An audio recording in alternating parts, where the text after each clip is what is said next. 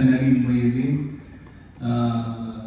بداية حاب أسمع تحية للفرقة الموسيقية.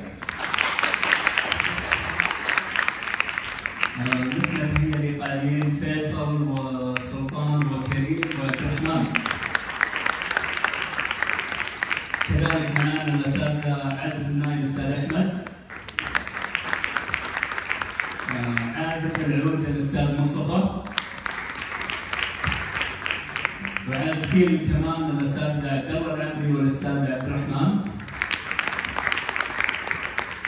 وكذلك الأستاذ عبد الله العمري على الأورج، وكذلك عازف الكيبورد الأستاذ أحمد. الآن بمقدمة لهذه الأمسية، ونبدأ منصة مغنسة مع الفنان الأول لهذه الأمسية الفنان أحمد السقاف.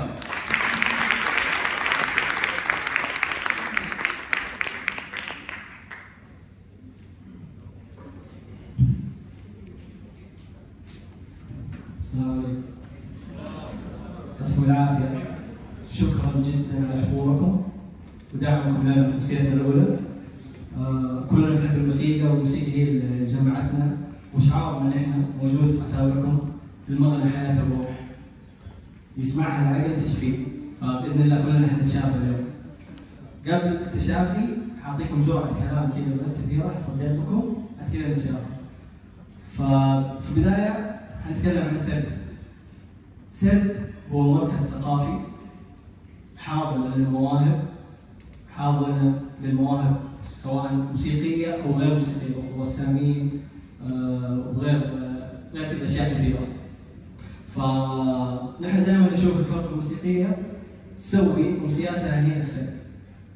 فنحن جينا بفكرة إنه نخلي سرد عندها فرقة موسيقية، فيصير أمسيات سرد أو أمسيات اللي تصير في المسرح هذه مستمرة دائما بكل سهولة.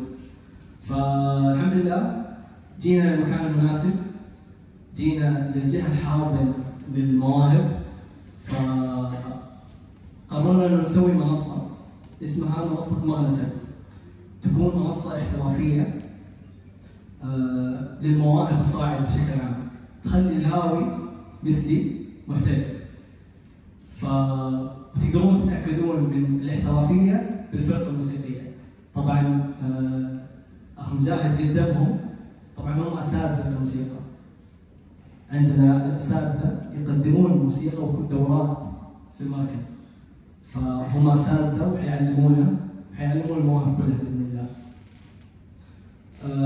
لما قلت إنه جينا للمكان الصح، فإحنا جينا للمكان الصح عشان الداعم. أستاذ عبد الله الحضيف، تحية بالله. أستاذ عبد الله من أول اجتماع لنا أعطانا جرعة حماس زيادة ودعم المشروع ودعم الفكرة، خلانا نتحمس أكثر للموضوع.